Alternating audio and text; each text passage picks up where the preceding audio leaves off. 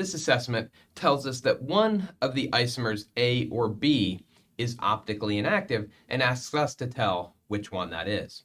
Now, if we look at both A and B, both of them have two chiral centers, so on the basis of that, both of them should be optically active.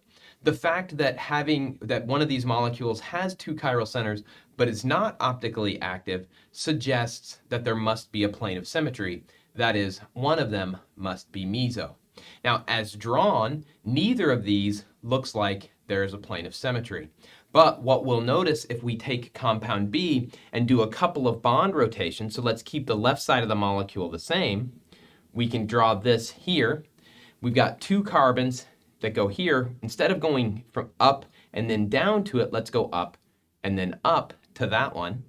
We can then go up one more, and we end up with this hydroxyl group being on a bold wedge. Put that carbon in here. These two compounds, the compound B and the one I've just drawn, are identical molecules just as a result of a couple of bond rotations around these central carbon-carbon bonds. When we're in this conformation, what we see is that there is, in fact, a plane of symmetry.